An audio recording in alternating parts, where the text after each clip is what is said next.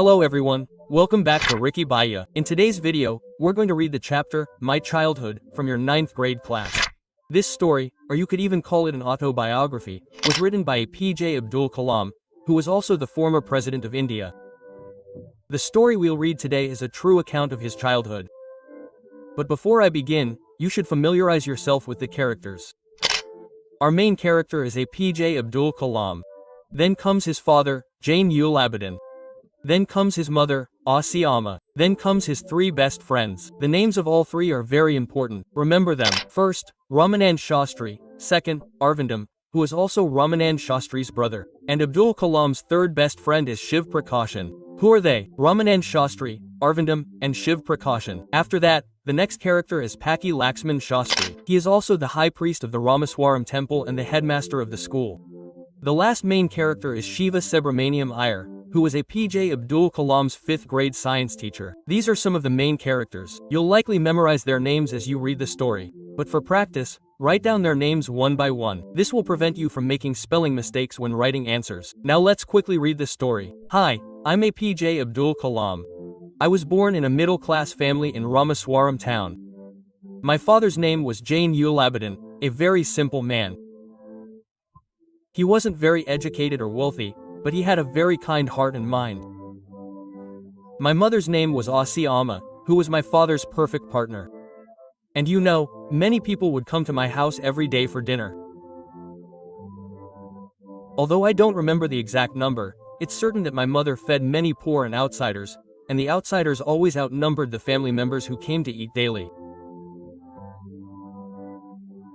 APJ Abdul Kalam then tells us that he was a very average child, nothing special. However, his parents were very tall and quite good-looking. Kalam then explains that their home was a 19th century concrete house made of limestone and brick. Furthermore, their home was located in a mosque neighborhood in a place called Rameshwaram. Kalam then tells us that his father was a very simple man, with no expensive hobbies. Nevertheless, his father provided for all the family's needs. And you know, when I was 8 years old, in 1939, World War II began. With the start of World War II, the prices of tamarind seeds, or turmeric seeds, skyrocketed, becoming very expensive. So, I started collecting them, plucking them from the trees and selling them in the shop. Selling turmeric seeds earned me an anna a day. And at that time, an anna was a significant sum for me. And you know, I have a brother-in-law. Brother-in-law means brother-in-law, meaning my sister's husband. He would tell me about the battles taking place during World War II, how people were dying, and what materials were being used. And after hearing all these stories, I would search the newspapers the next day to find out if my brother-in-law, whose name is Jalaluddin, was telling me all the truth. By the way, the newspaper I used to look for all these stories in at that time was called Damini. It was very famous at the time. Kalam then tells us that during the Second World War, Rameshwaram wasn't particularly affected because it was a fairly isolated area. However, when an emergency was declared in India, railway stations were closed, and newspapers were thrown from moving trains onto Rameshwaram Road. This caused significant difficulties for newspaper vendors. Kalam's cousin, Shamsuddin, also sold newspapers. Because newspapers were being thrown from trains, he needed a helper. So Shamsuddin asked Kalam for help, and as was to happen, Kalam agreed to help. That day was the first time Kalam earned even a single anna. And for those who don't know, let me tell you, 1 anna is 1/16th of 1 rupee. That means, when you divide 1 rupee by 1/16th, it becomes 1 anna. Still, Kalamji was very happy to earn 1 anna. And why not? Because at that time, 1 anna was enough. Nowadays, you can't even get e-commerce for 1 rupee. That too has been reduced to 2 rupees, and you know, I still remember that day. That was my first earning, and after that day, a different kind of fire was ignited in my heart. Everyone learns something from their parents. Similarly, Kalamji learned honesty and self-discipline from his father. That means being honest, not cheating anyone, and self-discipline means always being consistent in whatever you do. In short, never deviate from your path. Moreover, Kalam learned from his mother to have faith in goodness and to be kind to everyone. As you know, Kalam had 3 brothers and a sister, all of whom inherited these qualities from their parents. I've already told you about Kalam's three close friends, Ramanand Shastri, Arvindam, and Shiv Prakashan. These three friends came from Orthodox Brahmin families. Those who don't know what Orthodox means old-fashioned, but even though these three friends came from Orthodox Brahmin families, they were still very good friends of Kalam. This is despite the fact that Kalam was a Muslim. By the way, let me tell you something.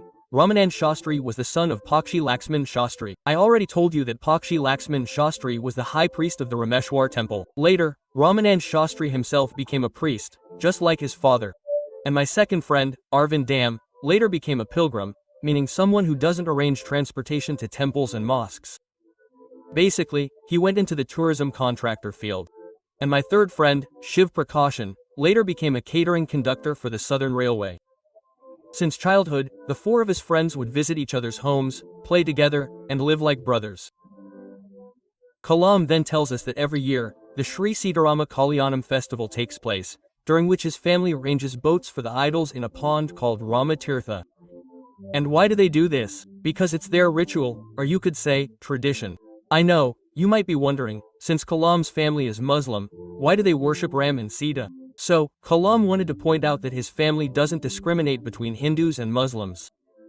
Kalam further explains that on this very night, his mother and grandmother would tell him stories from the Ramayana and the Prophet Muhammad. He looked forward to this day every year. How can this Muslim boy sit with a Hindu priest's son? What's your name? Your name is Kalam, right? Get up from here and go sit at the back. Quote, I was deeply saddened that day, and my friend Ramanand Shastri also cried after seeing this, and seeing him cry broke my heart.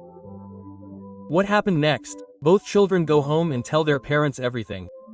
Laxman Shastri then comes to school and tells the teacher, you're poisoning the innocent hearts of children. Either apologize to them or leave this school and the city. Quote, what happened next? The new teacher apologizes to Kalam. Then we are told about Kalam's science teacher, whose name was Shiva Subramaniam Iyer, and he was a very good man. He didn't believe in any discrimination. But his wife didn't believe in that either. She hated Muslims intensely. So, Kalam will tell us about an incident that happened between him and his science teacher's wife. Abdul Kalam, I want you to become like the educated and well-educated people in the city. And by the way, please come to my house for dinner today. Quote, after this, when I go to Shiva Subramaniam Iyer's house, his wife refuses to serve me food. Shiva Subramaniam Iyer then serves Kalamji food with his own hands and they eat together. And while they're eating, Iyerji's wife peeks from the kitchen to see how Kalamji is eating. Basically, she's judging him. She's watching how Kalamji eats, how he drinks water, and how he cleans the floor after eating. After this, when Kalam is about to return home, Shiva Subramaniam Iyer invites him back for dinner the next week. Kalam becomes a little hesitant after this incident. Obviously, anyone would feel bad. If you're at someone's house for dinner and the man's wife is staring at you like that and judging you repeatedly, you're bound to feel bad. Similarly, Kalam felt a little awkward, and that's why he was hesitating. Shiva Subramaniam Iyer understands this, and so he tells Kalam, look, Abdul Kalam, you have to face such small challenges to change the system. There are many people in this country who think like my wife. Quote, then, the next week, when Kalam returns home, my wife feeds him with her own hands. Kalam then tells us that World War II had ended, and he was much older. India was almost independent by this time. Gandhiji was telling everyone, in his speeches, that every Indian would build their own India. So, inspired by Gandhiji, Kalam decided to continue his studies and complete his high schooling by going to Ramanathapuram. Because the place where he currently lived with his parents didn't have good universities. But does Kalam's father support him in this decision? Let's explore further. Kalam, I know you want to study, move forward, and grow. But can't a single person in the ocean fly alone against the sun? There's no need for you to go to another city. Basically, Kalam's father flatly forbids him from going.